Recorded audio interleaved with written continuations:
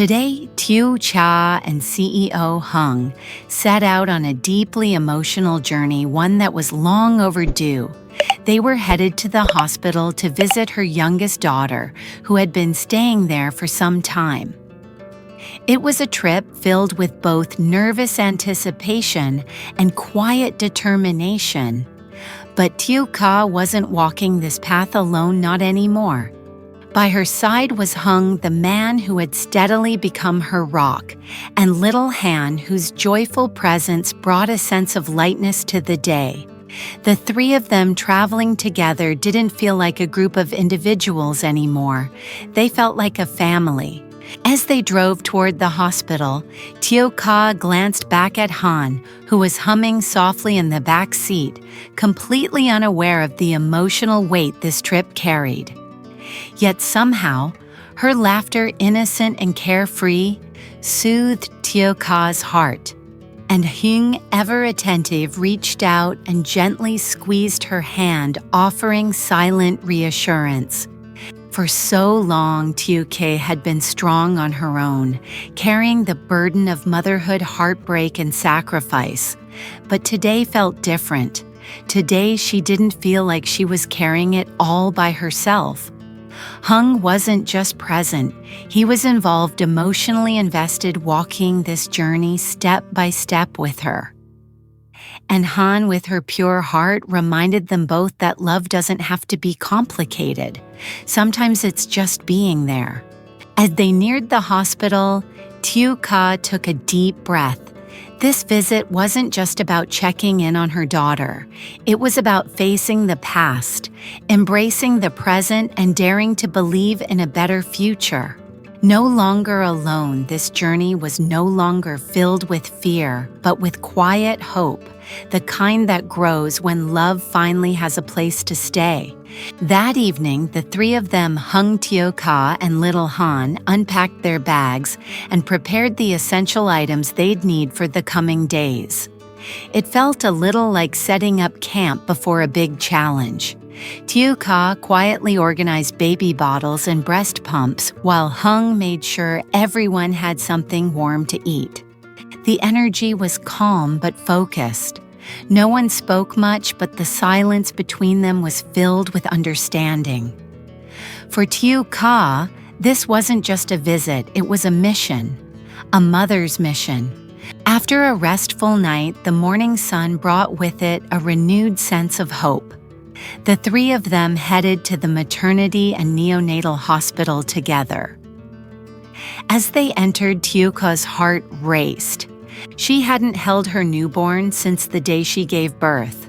There was a mix of anxiety, joy, and longing that only a mother could fully understand.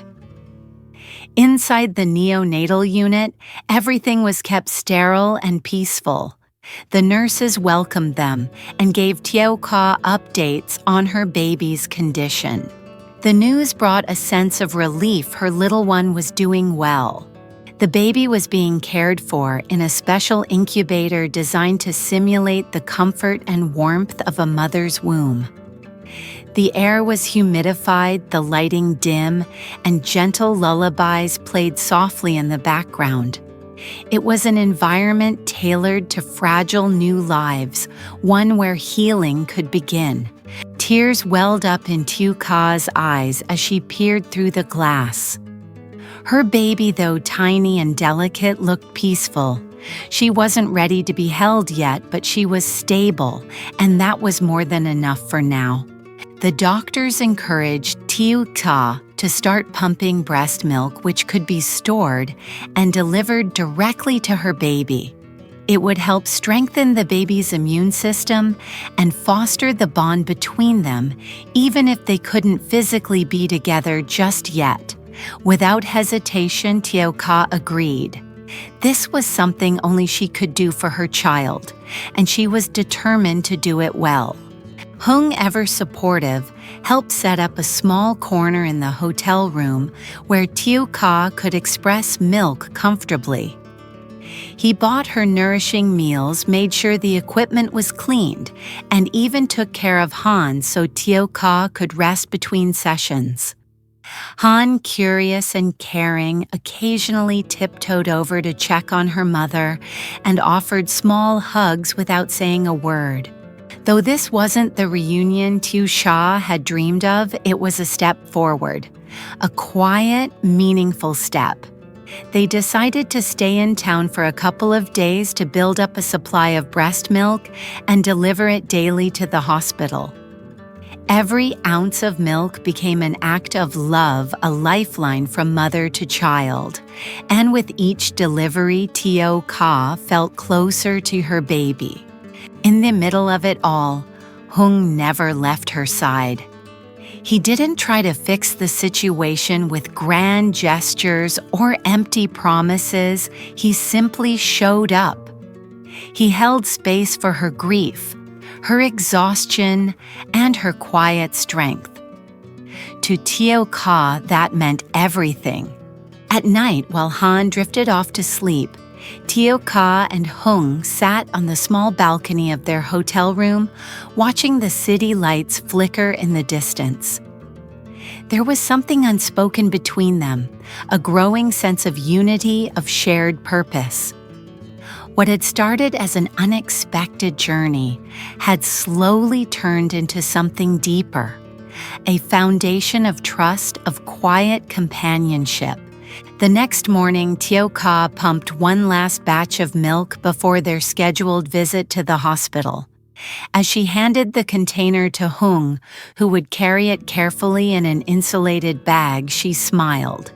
It was a tired smile, but genuine, a smile that said, "We're doing this, one step at a time." They walked back to the hospital together with Han skipping beside them. This time the weight on Tieu Ca's shoulders felt a little lighter. She wasn't just a mother fighting on her own anymore. She had her daughter in her heart, Han by her side, and Hmong solid and steady walking right beside her. And that made all the difference. Today marked the final day of their stay in the city, the last stretch of this emotional whirlwind trip before returning home. The mission had always been simple, yet deeply meaningful. Prepare enough breast milk for Tieu Ca's newborn daughter, who was still being cared for in the hospital's neonatal unit. But with their time here coming to a close, there was still much to do, and emotions were running high. That morning, Tieu Ca woke up early, determined to express enough milk to last at least a few days. Each session required focus and strength physically and emotionally. She sat by the window of the hotel room, soft sunlight pouring in as she quietly worked, thinking about her little girl in the incubator just a few blocks away.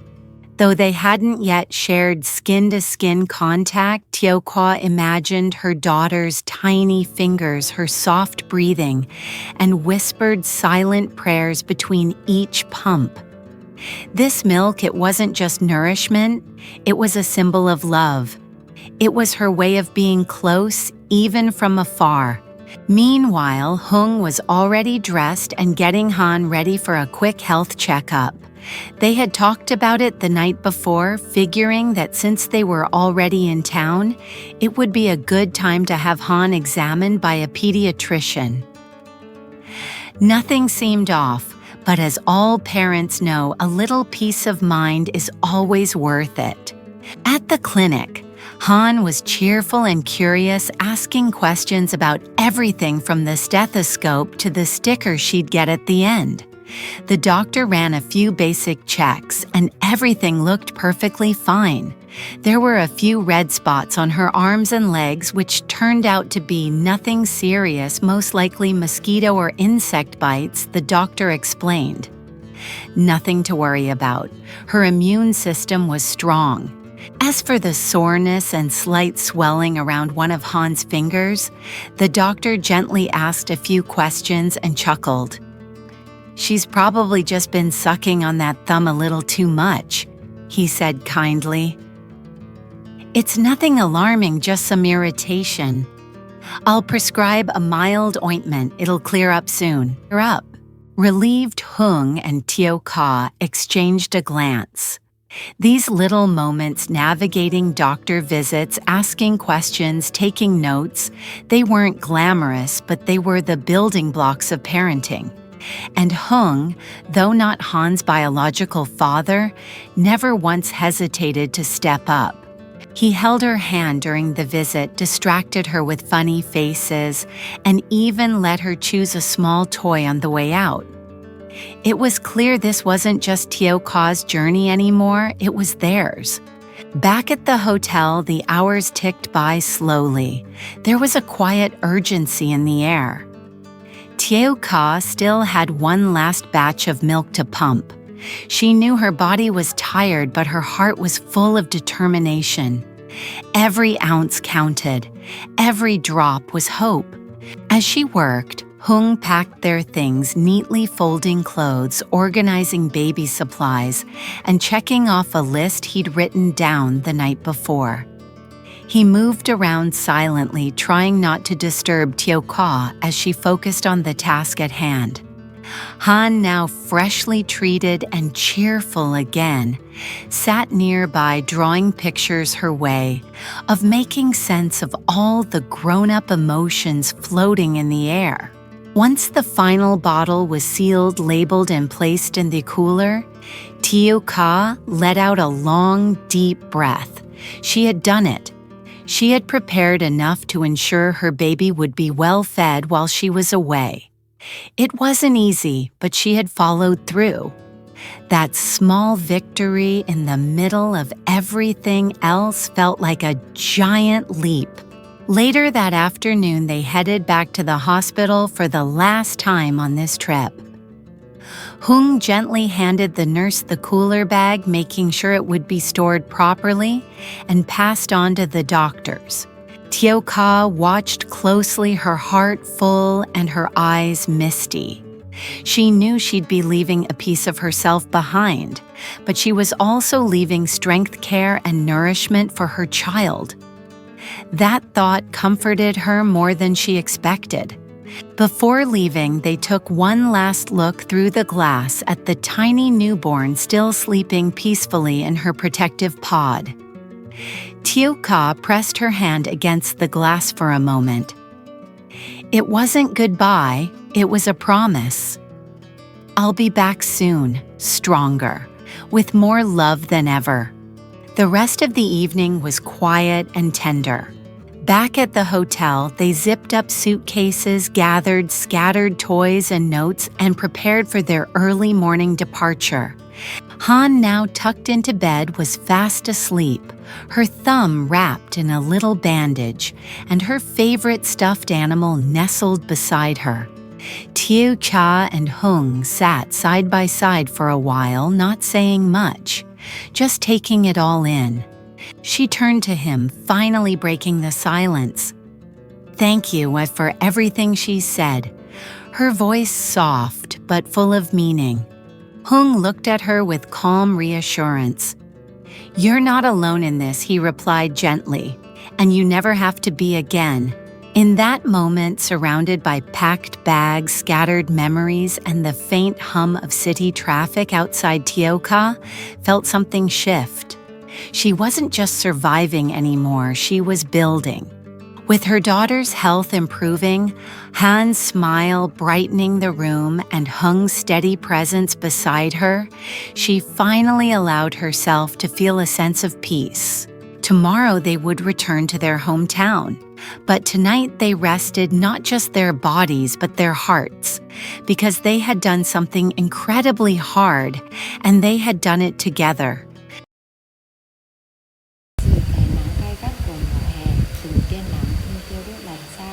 Tieu Ca lê bước trở về ngôi nhà sau một ngày dài làm việc mệt mỏi. Dù có thể dã rời, mồ hôi nhã nhề, nhưng cô vẫn cố gắng bước đi. Cô không cho phép mình dừng lại, bởi vì bên cô một sinh linh bé bỏng đang dần lớn lên từng ngày, và đó là động lực mà cô có được. Cô không chỉ chăm lo cho bé Tieu Han mà còn đang cố gắng để chuẩn bị cho em bé sắp chào đời.